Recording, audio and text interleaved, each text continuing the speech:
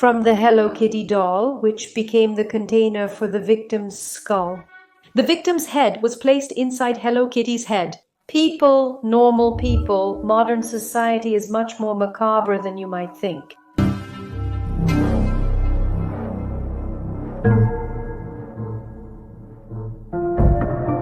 Today's video content is going to be shocking, and I'm already asking you to prepare yourselves for what's coming.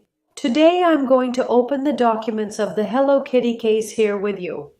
Oh, Carol, what do you mean? What Hello Kitty case? Yeah, it's definitely one of the most bizarre and at the same time scariest cases the internet has ever seen.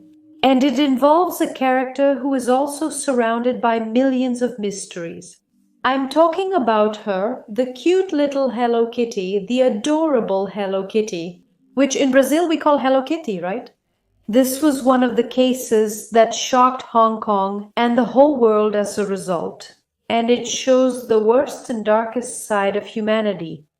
If we can even call all this madness we live through humanity, right? Let's agree that this name isn't very appropriate. The victim was Fan Man-yi, a woman who just wanted to survive. Fan Man-yi was born in 1976 in mainland China, but was soon abandoned by her parents in Hong Kong and grew up in an orphanage where she was never adopted. At 15, she was literally thrown out onto the streets. Without preparation, affection, or any support, she fell straight into the social abyss of the city. Into drugs, violence, and also that street life we know all too well.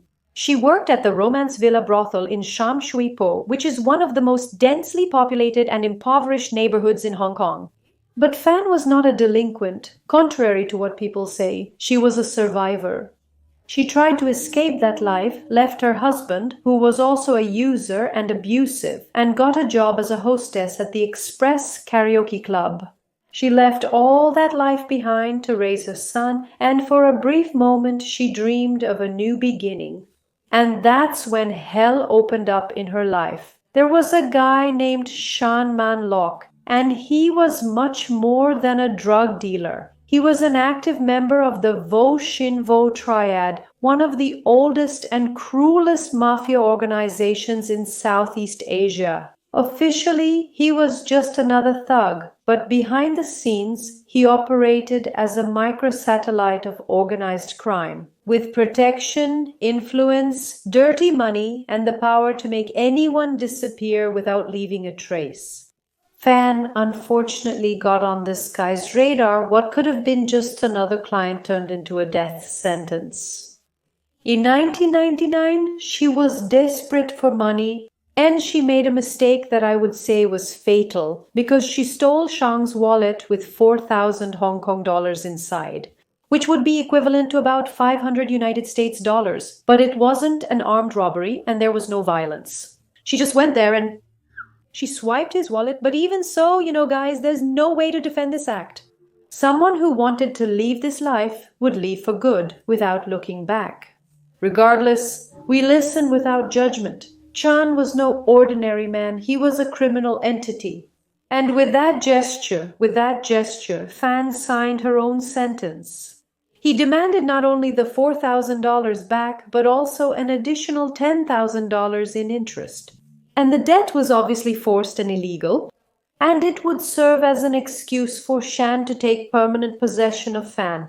And that's when, on March 17, 1999, Fan was taken by two of Shan's henchmen, Leong Shin Chu, 26 years old, and Liang Weilong, Eu Malido Vaichina, But those two weren't alone, no. There was a disturbing presence that accompanied the trio. A child, a girl only 14 years old named Ah Fong, a child who was being corrupted in real time.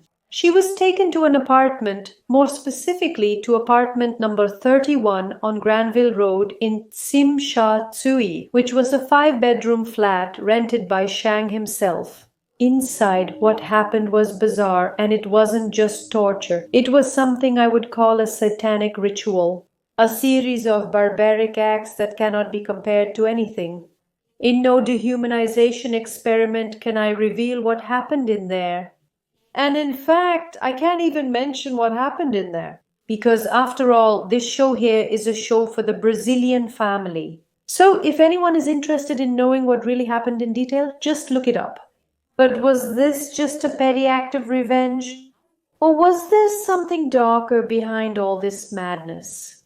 Because several crime analysts noticed the ritualistic nature of the captivity and the whole situation. Like the repetitive cycles of torture, the presence of a child audience being forced to participate, and the element, right, the inclusion of an element, a children's icon. I'm talking about her, the Hello Kitty doll, which became the container for the victim's skull.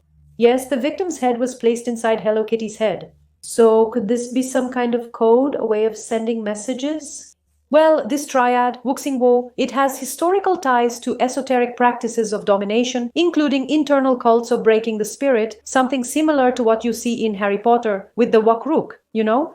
To maintain the absolute loyalty of their younger members, it's common for these guys to take part in strange baptism rituals, rituals that I consider occultist. So do you think this girl was used for some kind of symbolic sacrifice? To really mark the initiation of that child, Afonga, they cut off Fran's head, put her skull inside the skull of the Hello Kitty doll, which had a mermaid body, sewed the toy's head back on, and turned the toy into a macabre vessel. The doll was placed on a shelf as a trophy, but also as a warning. And a few weeks went by, and that girl, Afonga, she started to report some really strange things. She cried, screamed, and said she was being haunted by Fang herself. She said she had visions of Fang inside the apartment, and she saw this woman's deformed face in her dreams. She heard this woman's voice, and she felt Fang's presence in every corner of the house she went to. And then, on May 24th, 1999, this girl, Afong, she turned herself into the police. And she said she was being tormented by a woman tied up with metal wires. She told the police what had happened. And this is exactly where things took a very different turn, a really big one. Because the Hong Kong police, upon hearing this description, obviously thought it was just the girl's delusion. But the coldness with which Fong described each step, the level of detail, it was all just too precise. And that led the officers to the apartment. And believe it or not, there was the doll. Exactly as the girl had reported.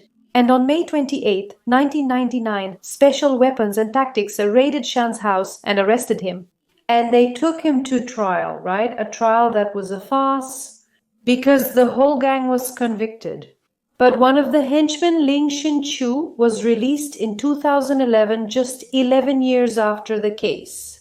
And that region there, it has a whole history of judicial manipulation when high-ranking mobsters are involved. Many judges were threatened or bribed. And the Hello Kitty doll became a macabre symbol of the case, but it also became an object of worship. Some say there's a black market where the real doll was resold. Others claim that the skull still hasn't been destroyed and that objects from the crime scene were preserved for occult rituals. The crime apartment was demolished in 2012, and in its place they built a hotel called Sov Hotel. And those who stay in certain rooms report disturbing dreams, report metallic noises at night, and visions of a headless woman. Seriously, I wouldn't want to stay in a hotel like that. No way. And you there, thinking that this kind of ritual or cult was only performed by those who belong to the highest ranks of magic, right?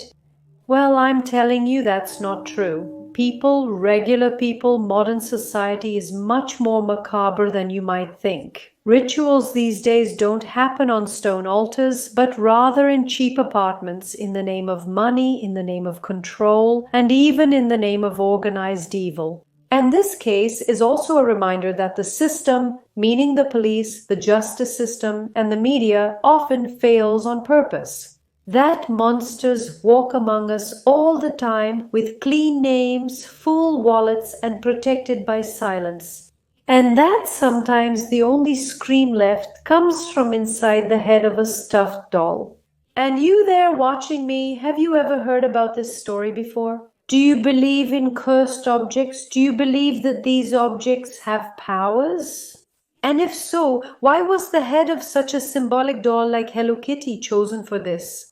Well, if you believe in these things, comment our magic word of the day down below, which could only be Hello Kitty. Comment Hello Kitty down below. Well, you all asked me a lot to tell this story in full here on the channel after I mentioned it briefly on the other platforms, so here it is. I want to know your opinions about this case, which, yes, is a real case. The worst part of all this, folks, is that this case, it's a real case. And that's even more shocking and even scarier. Well, I want to see all your comments about this topic down below. Don't forget to also comment the magic word, which is Hello Kitty. And if it's okay, if the owners of the world don't come after me, or if I don't get erased, because you all know very well that they're erasing our past. So there's a big chance they might erase me from your past. And for that not to happen, just stay tuned here on the channel. We always have new videos on Mondays, Wednesdays and Fridays. We always have live streams on Tuesdays, Thursdays, Saturdays, and Sundays, or whenever there's a really urgent topic to talk about. So don't miss any video I post here. If YouTube doesn't send you notifications, it's simple, it's easy. Just drop by the channel at least once a week, because there will always be a new video for you to watch. And I'll see you all in our next videos. Bye!